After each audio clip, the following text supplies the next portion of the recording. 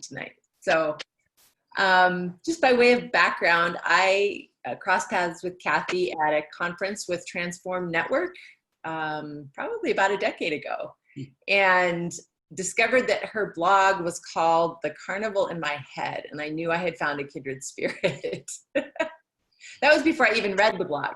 Just the name had me.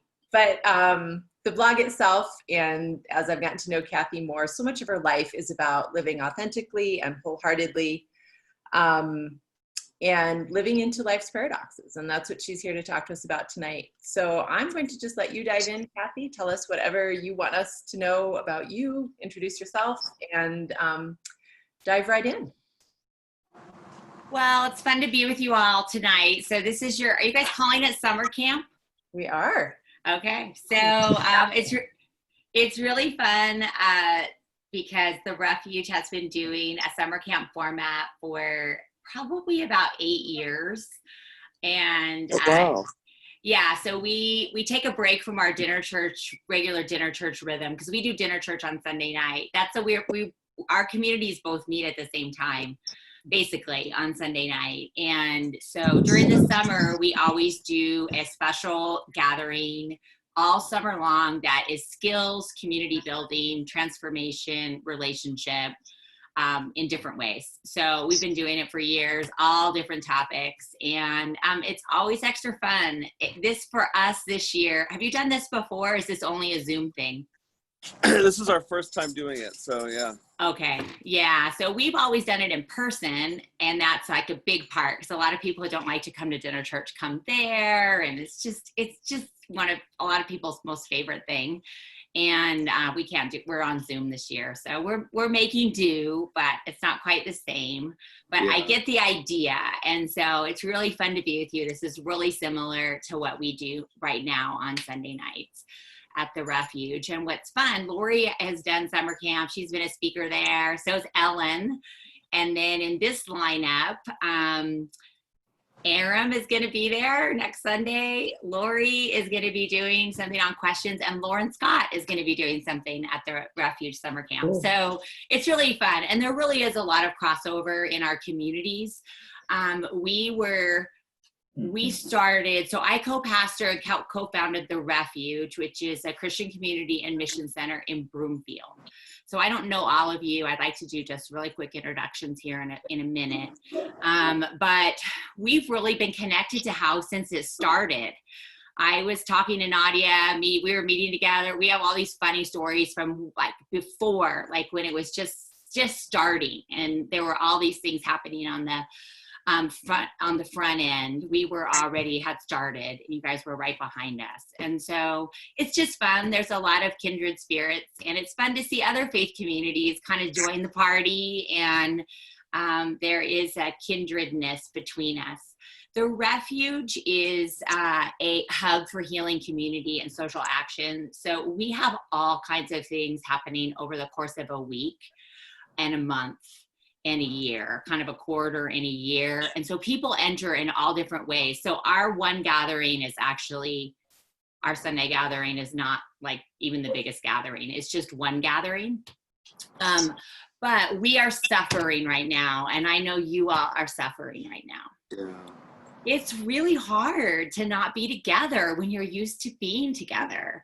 And it's really hard not to hug. I mean, this elbow thing sucks. Yeah. You know, the elbow bump. I mean, I just keep saying it's so unsatisfying.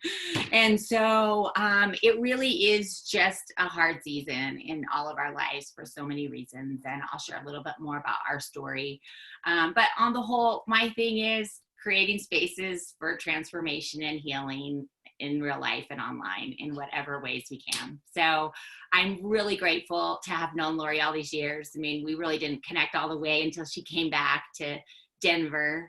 And she's been a total gift to me in so many ways. And especially in the grief of the loss of our son last fall, and just that you know her heart, you know who she is. She's that steady Eddie, amazing presence that we all need in our lives in different ways. So tonight we are going to dig in, and you know what I realized? I don't even have my book in front of me, but I'm going to grab one at some point. Do you have one, Lori? Do you have it there? And so I've written kind of a combination of things over a lot of years. So, but this project is called Practicing, Changing Yourself to Change the World. And it actually came out in February 18th, but no one can remember it because it was right before the pandemic. You know, none of us remember anything before March 13th. And so it's really fun for me. I've been engaging with it in a few different ways, despite our impairment in our life of just deep, deep grief that we're just kind of clawing and crawling and barely making it through. It's really fun for me to engage with some of the things in here. What I'm going to do tonight is actually not really in the book, but this is what happens a lot of times, is all of the things that you said back there, they still count. But when you have a huge trauma in your life, like we're in the middle of right now, you have new revelation and new things that emerge. And the big thought has shifted for me. It's like the new container. So I want to talk tonight about the practice of paradoxing. And the book is called Practicing. Do you have it there, Lori? Do you see it? Just pop it up there. And in Practicing, there are 10 practices. And this book for me in some ways is kind of like my heart all in one place. And it's just like brought all the years of things that I care about in one place. So it's been really hard for me to have, the death of Jared come right as I was in production. And they just started to breathe a little bit. And I was like, okay, we're going to go for it. I'm trying, in all my impairment, getting it out to the world. And then COVID happened, so it's just been kind of a hot mess in the department of how I hoped it would be. But isn't this the story of all of our lives? The truth is that things are, they just go haywire. And none of us expected to be in the middle of a global pandemic that we'd be meeting on Zoom, for our whole life, that we would hug with elbows, that we would wear masks. This shit is not stuff that we anticipated. And, but I want to highlight before we do some quick introductions, just what's in there. And then we're going to kind of do this big idea that I've been processing a lot about paradox. And in Practicing, there are 10 practices. So they are healing, listening, loving, including, equalizing, advocating, mourning, failing, resting, and celebrating. So, and in there, there's just stories and ideas, and lots of people are in, I have a lot of friends who have experienced and practiced at all of these things, and some ideas that I've been writing and talking about for a long time. But the big idea is really practicing them in our own contexts. And so, and they're not like you do one and then you do the other. It's not formulaic. It's all weaved together. They all happen at the same time in different ways.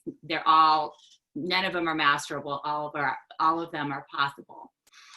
And so for me, it's all about actually moving and embodying something in the world. It's not a head game.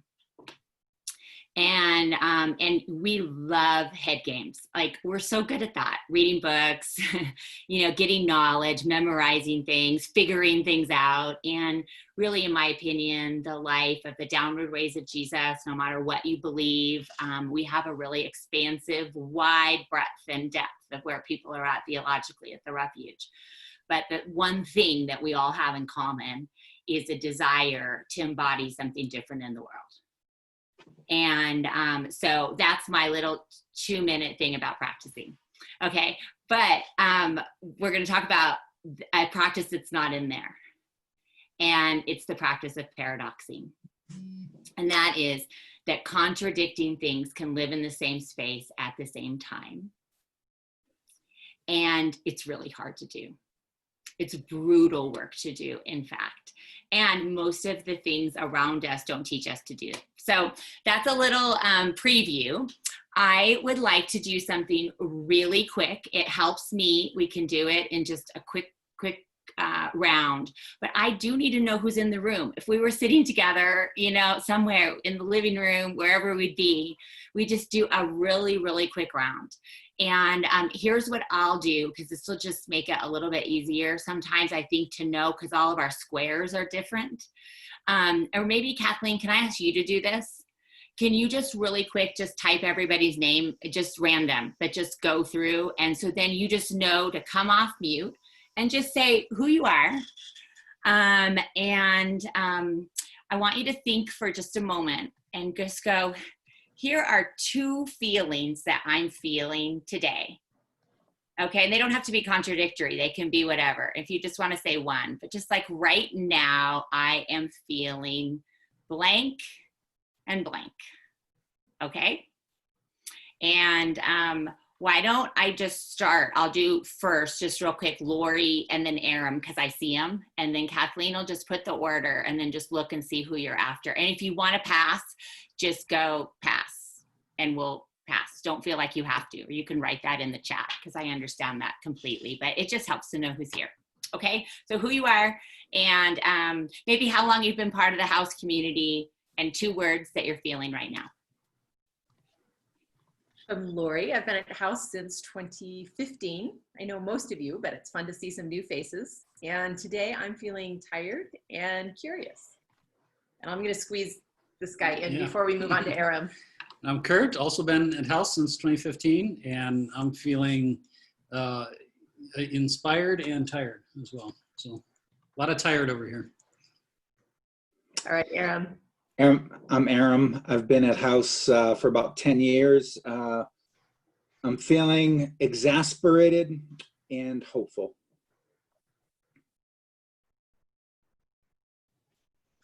I'm Bobby Morrell. I've been at house for almost 10 years as well. And I'm feeling tired and uncertain. I'm Michelle. I've been at house for 2 years, and I hate to say, but tired too.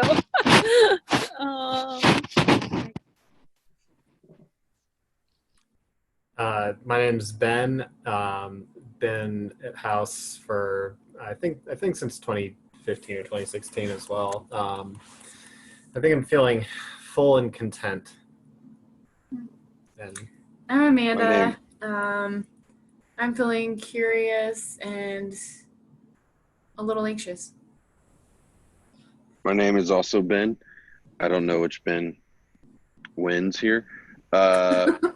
We all win, maybe.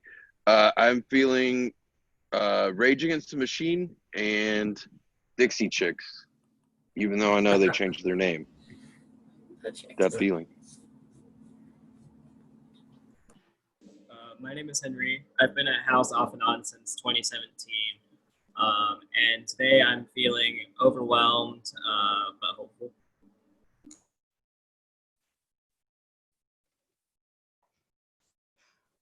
My name is Julie, and I've been at house since 2013 sometime. I'm feeling hopeless and hopeful at the same time. I'm Reagan. I've been at house since 2015, and I'm feeling inspired and also fed up. My name is Ana Luisa, and I've been a skulker of house for about 5 years, and now diving into this community. I am feeling lamenting and hopeless and vulnerable. I'm Renee, and yeah, we have you on the big TV screen with the family, so but it doesn't have video or audio. I'd say I'm feeling excited about different movements happening and going around. So I think the rest of the family would concur with tired. I'm Kai. I've been attending house regularly for about 5 months now, and I'm feeling overwhelmed and anxious.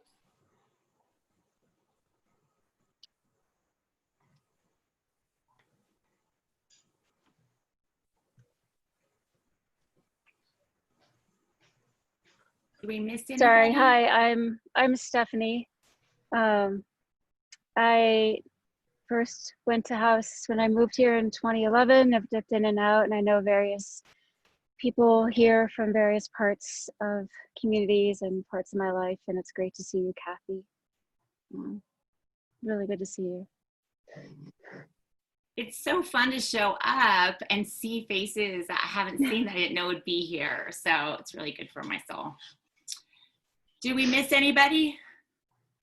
I didn't go. I didn't put my own name down. Oh yeah, tell us how you're doing. Name's Kathleen. I guess since 2015 I've been coming here, and I'm feeling anxious, but also more hopeful than I have been in a couple of weeks. So that's good. Hi. Oh, I didn't know we were putting our names in. I thought they were being assigned. I'm Robin. I've been at Half-Ass since 2016. And I'm feeling sad and anxious. I'm Serena, and I've been at house almost 6 years, and I'm feeling really wiped out physically, but a little bit helpful. Okay. Oh, thank you. Thanks, everybody. I know those words, I didn't write them down, but I heard them all. And there's a lot of conflicting feelings in this circle. And sometimes for some of us, I mean, some of them kind of jive together, and some of them are really contradicting and confusing and a lot to hold. And so I would just say, for me, a little bit, like I'm just gonna go back just a teeny bit to just last year, and just kind of walk back a teeny bit and tell you a couple stories. And then I wanna have you sort of think about this idea of paradox.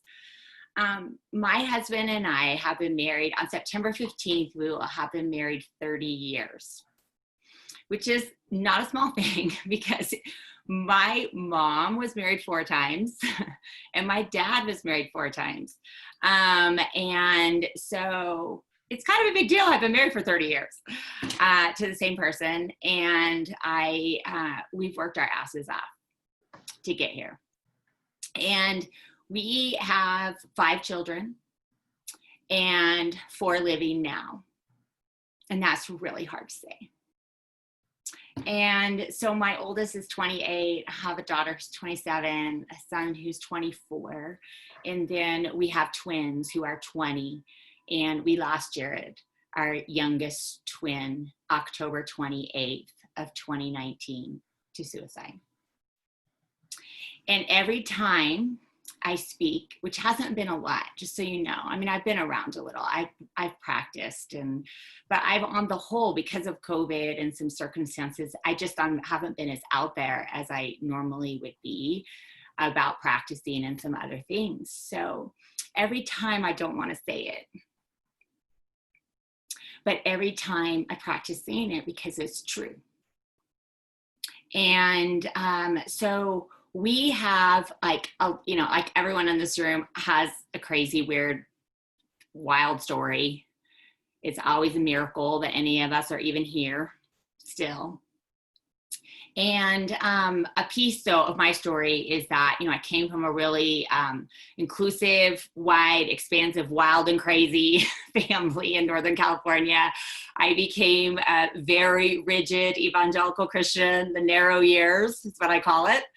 the narrow years, and then a pretty solid chunk of years ago. I mean, really, my daughter is 27 now, and so a little bit before then, I just things started to come apart because what I was doing on the outside was totally different than what was on the inside. And so I knew how to play the game. I knew how to do all the things on the outside that would get me what I needed. I learned that in my family. My dad is a lifelong alcoholic, dear, amazing, paradoxical person, like we all are.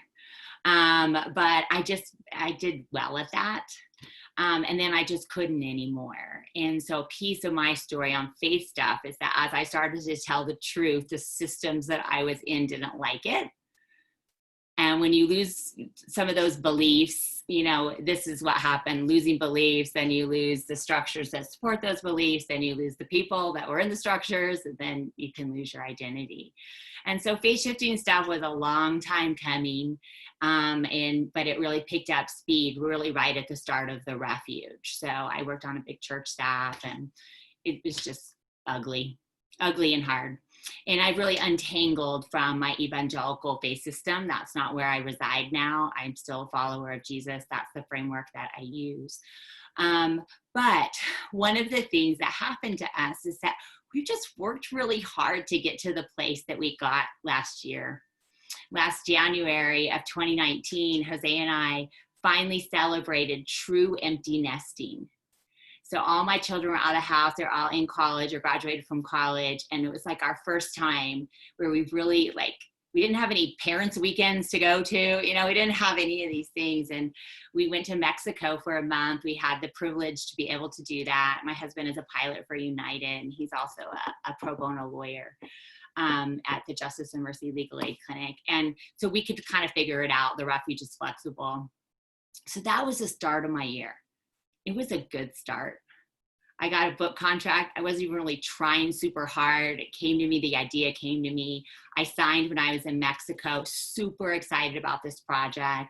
Summer comes and we run Water Heals. It's a nonprofit, and we do water sports empowerment for the soul. And our thing is to really have change happen out on the water. It's like our soul, it's our summer. We had this amazing summer. We came into the fall, I finished the book, turned in the manuscript. We're getting ready for like our real year of empty nesting. Like this was real. Like everyone was like really launched and like moving on their own where they needed to go. And we bought a little retreat house up in Golden. Lori's a part of that. Aaron's seen it. And you know, it's just really like the next dream, really, that's where we were at. And on October 27th, the Refuge did our biggest event of the year. We do it every year. The Refuge, Christmas, and Easter are not that popular, okay? So our biggest day of the year is trunk or treat. Like this is the thing. Everyone comes to trunk or treat and they come to bingo. And those are the 2 nights. And we do post-Christmas bingo every year on the Sunday after Christmas. And we do trunk or treat the Sunday before Halloween. And like everybody dresses up. It's this huge party, way bigger than Christmas and Easter. And it was so fun. We had a blast. I was Elsa, Jose was Olaf. We had Anna. I mean, it was just really fun. All the grown-ups, big party, one of the best ones we've ever had. The next morning, October 28th, I was working. It's my best day. I take the day off and I just stay at home. I don't meet with anybody. And I just got off the phone with somebody that wanted to do some really great promotion for practicing. I got off super energized. I was like, okay, I can do this. I don't have children. I don't have all these weird things. You know, I just felt free. And then the police came to my door and told me that my son had died. And the reason why I share this story is because those things are right next to each other. They're right next to each other. They're not distant. They're right there in the same space. And so obviously, you know, it's so hard. And we barely make it through every day, but we are making it. And here's how we're making it, is that we are honoring that these contradicting things can be in the same space at the same time. And it's super confusing. And a lot of people have asked us, like, how are you doing this? And one of the ways that we have done it is because we have 4 children who need us. They need us to be present for them. And we have a lot of good things. We have a lot of good things. I have an amazing community that I co-pastor. I had a book come out. I mean, there's so many. My daughter just became a doctor. And everything is against each other this way. And so the practice of paradoxing feels sometimes like emotional whiplash. That's kind of a little bit how I would describe some of the feelings. But what I think, this is my premise, and I want to give everyone a chance. We're going to have a chance to go to some groups and talk about this. But I think the human experience and a lot of our theology, a lot of our things have had us not be able to hold it together. So everything was about getting through something or squeezing out the hard feelings or doing like just grieving, just grieve, just all you do is grieve. And the truth is, this is what, I've been speaking about paradox for years and years and years. So this is not a new concept, but never could I have known what it felt like what we're experiencing. And I really believe this, like this is a skill we need to learn how to do. And we weren't taught it very well. So even related to this, like Jose and I talk about this sometimes, like we sometimes feel bad for living when we're grieving. Take your first picture after your kid dies. It's brutal. It's a brutal thing to do because it's like, you're not supposed to smile. You're not supposed, that we have this, it's a human construct in our heads. And so, yeah, we're learning how to do it. And it's getting, I wouldn't say it's getting like so much easier. I'm honoring how powerful this practice is. So I just want us to think about kind of these 4 movements. And then kind of as I'm talking, if there's something that strikes you or something, just write it down or just tuck it somewhere. And the first just is that it's really hard to hold paradox in ourselves. And so when I was taught, remember, I was a good Christian girl for a lot of years. Like I had it nailed, okay? And a big piece was try to be good. And when I couldn't be good, then I was so bad. And so it was just, it's an immature way of living, but it's totally taught in so many churches. And so there is this piece of just like, it's just natural, like squeeze out the bad, pray harder, work harder, try harder, therapy harder, do whatever it takes to get rid of the hard thing that we perceive as hard. And so I saw this too, that Ana Luisa said, paradox works best when it's diametrically opposed, feeling vulnerable and hopeless seem too close together. Yeah, I hear you. It's true that it's a little bit easier when they're more like split apart, but it kind of is the same premise that all of it, no matter what it is, can be in the same space instead of being so binary. And it makes me think of Richard Rohr. And one of the things, and I don't know, I won't take a poll on who really loves him and who's not sure, but I'll just say I sometimes love him, sometimes I'm not sure. And but I appreciate so many things that he shares. And honestly, he was the first person that I read about paradox where the language really resonated for me. This is a long time ago. But he does say this. He says, you and I are living paradoxes, and therefore must be and most prepared to see ourselves in all our reality. This is super important. If you can hold and forgive the contradictions within yourself, you can normally do it other places too. And I think that this is why personal work is so important, is to just hold all of us with all of our everything all in the same place. And for so many years, I was trying to squeeze out stuff. And when I stopped doing that and started to kind of bring it together in the same space, I still am human and I still want it gone, but I'm learning how to accept it a little bit better. And so in ourselves, the stuff in ourselves, I think, is we have to practice holding. And it helps us hold the things in other people. So this one, especially right now, in the time of deep polarization in our world, radically conflicting values, like I am diametrically opposed to some values that some people I know and love espouse. How do we do that? How do we hold that in other people? And I actually do remember this with my kids. And a piece of the story is I remember like going, I can't stand them. This is my oldest one.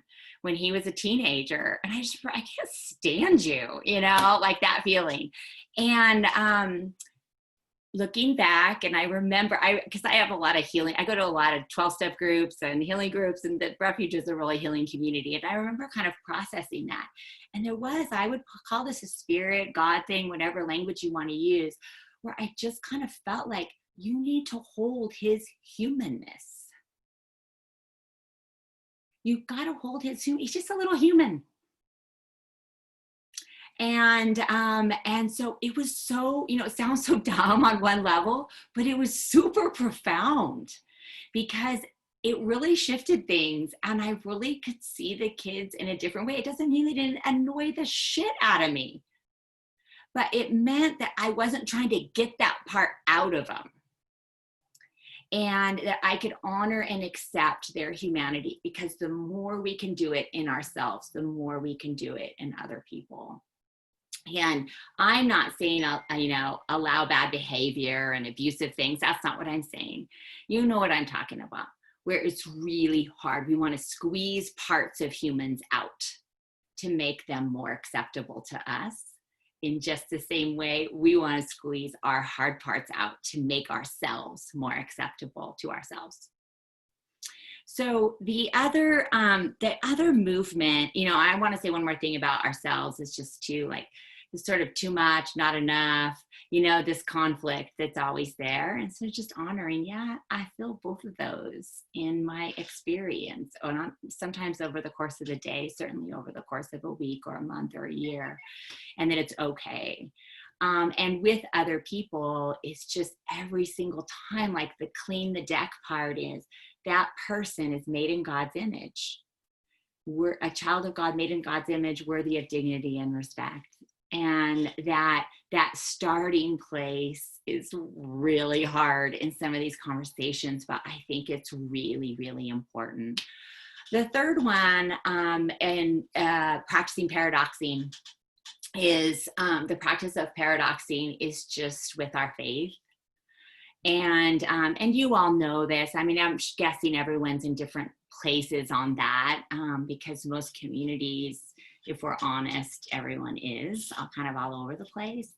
But how many of you came from like an evangelically narrow, more conservative stream, if you're willing to identify? Okay, so that helps me get an idea. So you know probably a little bit more what I'm talking about, how it was just either or, you know, it just was. And so good, evil, dark, light, and you know, all these things that are really unhelpful dichotomies. And so on faith, then we were taught that it had to be this or this. And that is just super unhelpful, because God's a mystery. There's a ton of diversity. There's so many ways to do a spiritual journey and have connection with God. And, you know, we all know this, faith and doubt can live in the same space at the same time. But I was taught it wasn't. I was really taught it wasn't. So like my doubt meant my lack of faith, and I needed to figure it out. And so I just think that basic practice of just like letting it be. And I was on a call this week as part of this virtual conference that I was doing, and it was for Faith Shift and for, I got a recovering Southern Baptist here. Okay, you're in good company. Thanks, Kai. Yeah, Texas, Texas.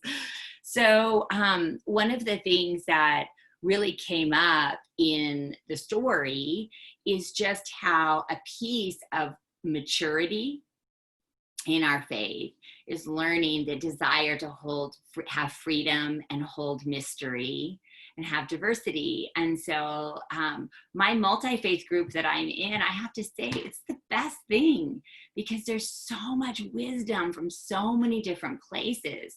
And, you know, my evangelometer goes off. You know, now I don't really have a personal one anymore, but others, you know, I can hear those like, you know, you're not allowed to say that, you're not allowed to believe that, you know, those things. And for me, I'm just like, you know, piece of practice of paradoxing is I don't have to take every bit of everything. And that binary, you know, dualistic thinking really gets us there. And so it's really helped me. And I would say something just briefly about my son. His name was Jared. And it's important for me to say we had no warning. We had nothing. Okay, nothing. Thriving kid. Communicated with us all the time. It's just a hard story. I don't need to go into the details, but that's part of the pain. It's part of this, you know, the starkness and the contrast. But Jared was really interesting because he was a seeker of truth. He was an artist and an incredible leader. And he did a religious walkabout a couple of years ago. I mean, it's been probably 4 years ago. And he explored all these different world religions for like immersed, okay, like immersed. And he was like, peace out on Christianity.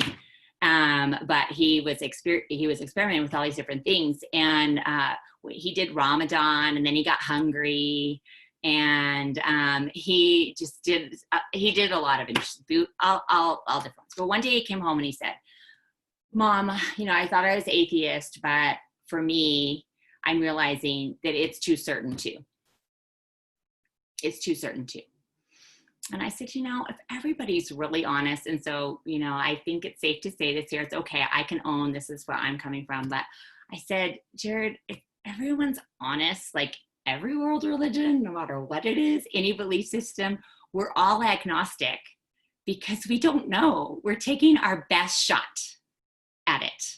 We're taking our best shot at it. And it was such an amazing conversation, and I will treasure it forever because that really resonated, that there is this I don't know part that we just don't know. And that's paradox of being able to hold that together.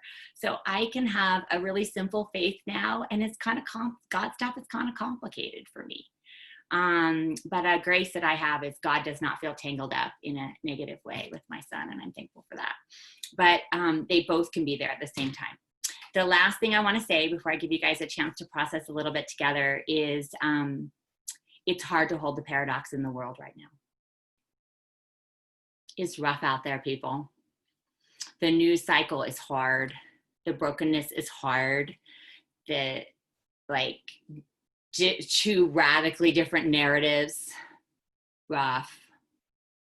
And holding the grief and the pain and the mourning and the confusion and all that with the hope and the beauty and the possibility and all that at the same time, the love is a lot to hold. And we can get so like, only here, and that it can all exist together. And so I think for us, the practice of paradoxing is an art.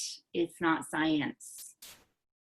And there are days that it comes a little bit more naturally, and there are days that every part of me just wants to move through it and be done with it, you know, and get to the next thing.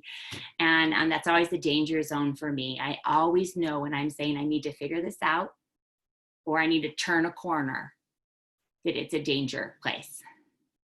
Instead, how can I integrate, bring it together, have it be in the same space, and live with all its mess and all of its glory, all of its deepest, darkest, worst, hardest, everything pain, and all the beauty and light and goodness and all those things all in the same space. Okay, so how you doing? Give me some kind of something, because it's really hard to do Zoom and just like rattle. But I would love for you to take some time, and we won't have a bunch, but we'll have enough time to reflect, okay? And here's what I would just love for you to reflect on, and I will write. Kathleen's gonna get the groups kind of squared away. And let's just do, I'm super bad at math, but there's 16, 17, there's a couple, you know, so I would say let's do groups of 4, no more than 4, 3 to 4, a combination of that, 3 to 4, bye Renee. And so here's what I would just love you to do. I'd love you to go, what resonated? What stirred up in you? What did you notice? How are you practicing paradoxing in your life right now? So those are kind of 3 big questions, but you could choose whichever one feels good. And here's what I would say in the groups, just to make it easier, is if one person would say, I'll go first, and just model that. And then make sure that you don't crosstalk in this moment, because if you do, then you'll never get to the next person. And so that just means the next person goes, thanks so much for sharing, and then the next person goes, okay? So that we just go 3 to 4 people max, and the reflection is just what you noticed, what resonates, or maybe how you are practicing paradoxing right now with yourself, with other people, in faith, in the world, okay? Bye, Stephanie, good to see you. And we're just gonna do that for about 10 minutes. Okay, and then while you guys are doing that, I'm going to take care of a few things, and we're going to close together, and I have a little closing that we're going to do together, and then 3 of you are going to win a practicing book.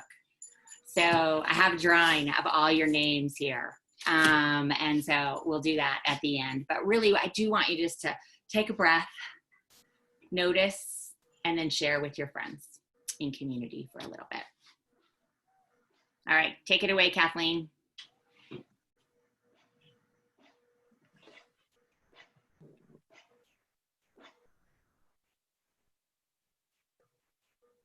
Oh no, so you exited? And I was like, no!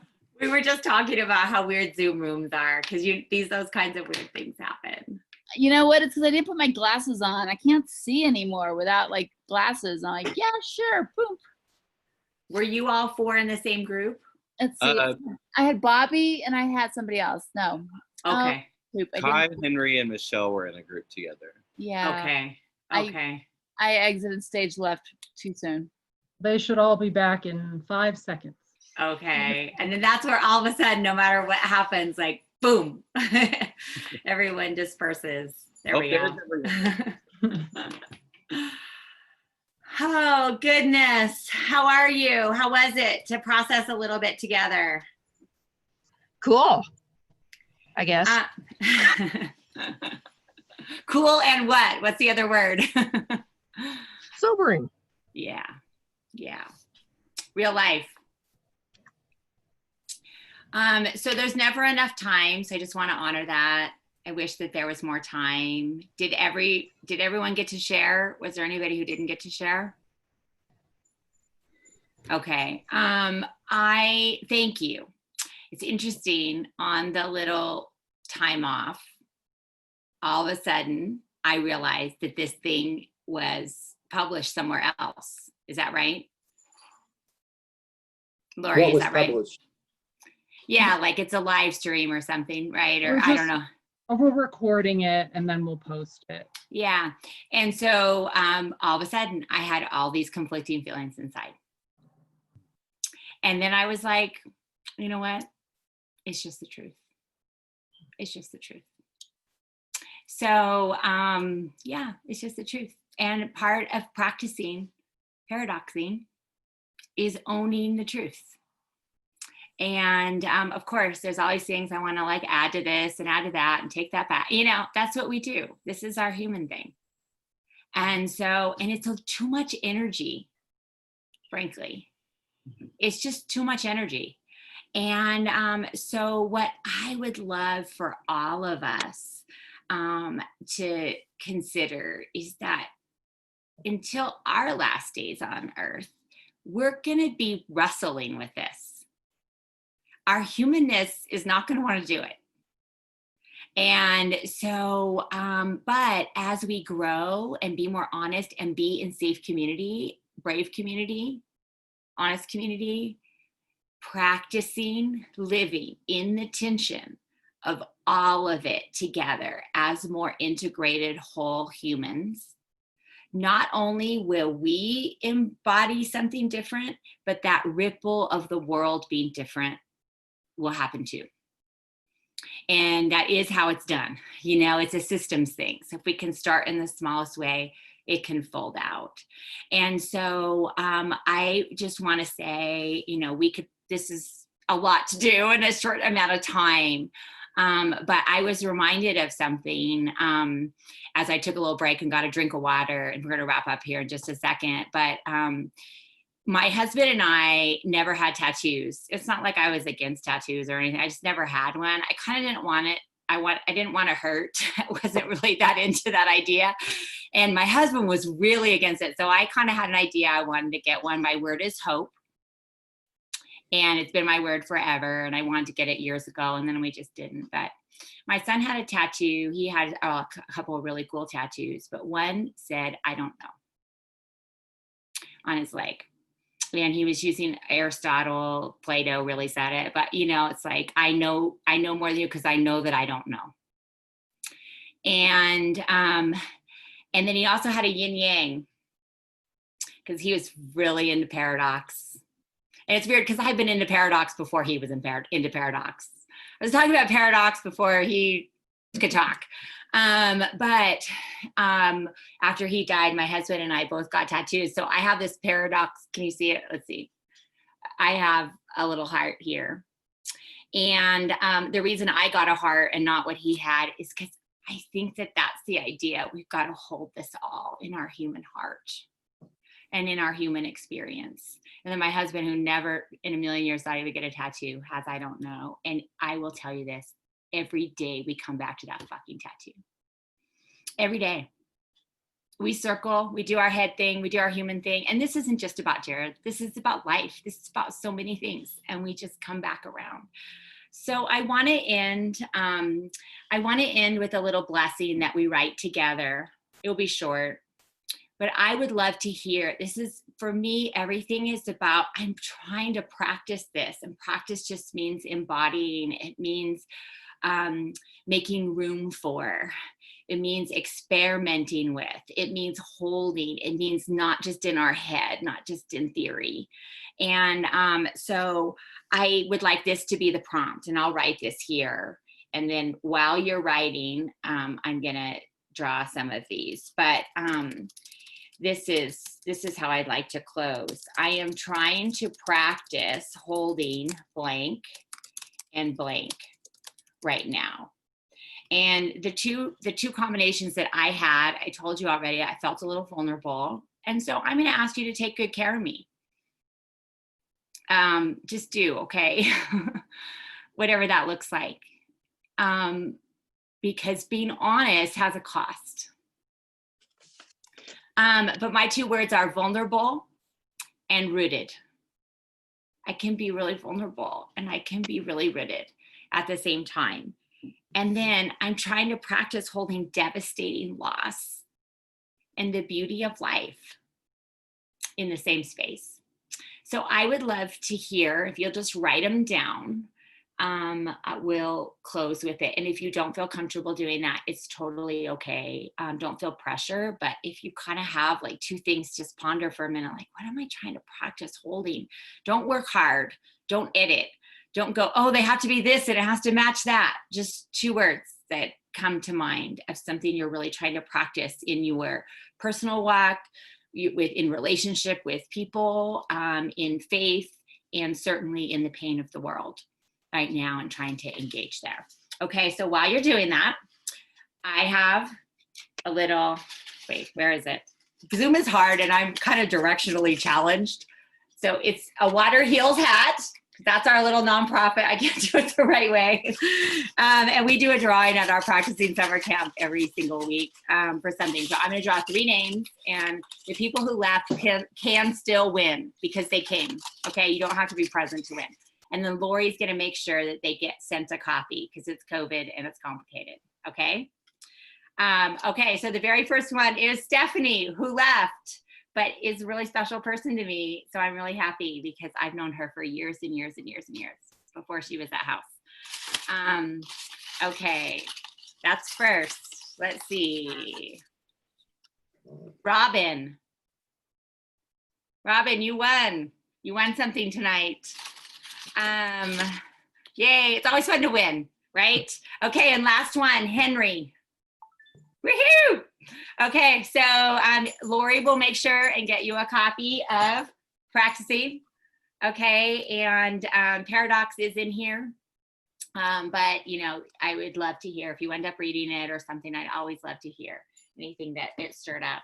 And so I know it's time to wrap up, but I wanted to just give a room. Is there anything that anyone wanted to share, say anything before I close with this blessing? Kathy, in the chat, someone asked, like, if we want to buy a copy, where can we find that?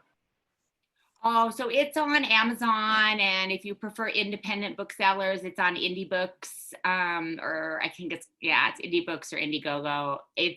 You can just Google it, or you can always go to my website. It's kathyescobar.com, and it'll have a link to some different places where it is. I'm just Kathy, gonna say, at the end when you said owning the truth, that was like an epiphany for me. It made me think of Jesus. You shall know the truth, and the truth will set you free. It's being honest. That it's funny. The last several weeks in the gospel text from the lectionary have been all these paradoxical parables. You know, we're rocky soil and we're good soil. We're seeds and we're weeds. You know, sheep and goat. You know, and all that kind of stuff. And it's me. You know, and being honest with both. And Robin and I in our breakout group we're talking about this, how when you can be honest, it does set you free. There's this element of grace that something in me relaxes. And so thank you. When you said that, it was like, yeah. Thanks, Aram. Thank you. Any last anything?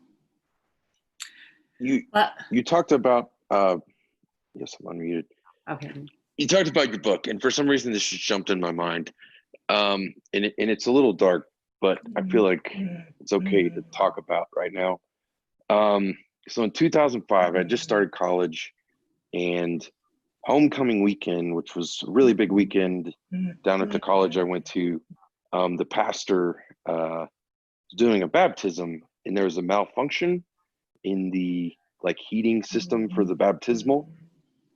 And he was electrocuted in front of the church. And it was like incredibly traumatizing and super intense for the community. And sort of unknown. But then right before that, there was a famous Christian artist at our church who the band had written the magnum opus of their music career. And it had so much to do with death. And then I can't remember his name, but he came a year later, and I think it was Surprise Me God, maybe that was his book. But it's just sort of the so much life came out of that moment. However, it also was just incredibly traumatizing and heavy. And so that's what popped up at the top of my mind. That's what I got. Thank you so much. This has been great. Thank you, Ben. Thank you for sharing. That's rough stuff. Rough stuff. It was a joy to be with you. Reagan and I were talking. I don't know where we bumped into each other. It was maybe an immigration thing or something. It it was last year, but I was like, we should do something together. We should figure that out. But now we can't do anything together anyway. Right. But at some point. Soon.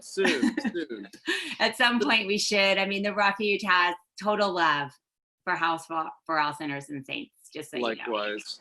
And we're really glad. And it really does take kindreds to help sustain us.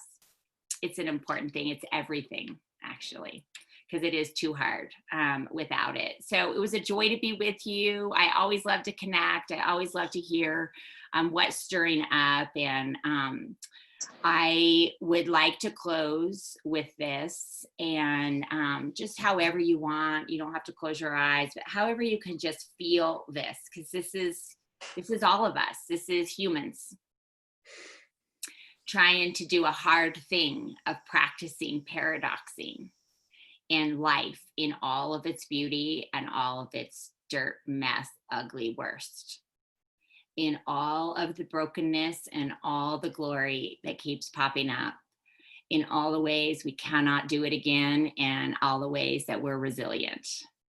And certainly in all the ways that we're mourning and we're celebrating at the same time. We're advocating as hard as we can for things, and we're trying to listen at the same time. We are giving our whole self out there in the healing process, and then we're failing. I mean, they always all go together. Okay, so this is our closing, and then we'll all go check out for a little bit and take a breath. Enjoy the rest of the night. So God help us. We are trying to practice holding so many hard things together.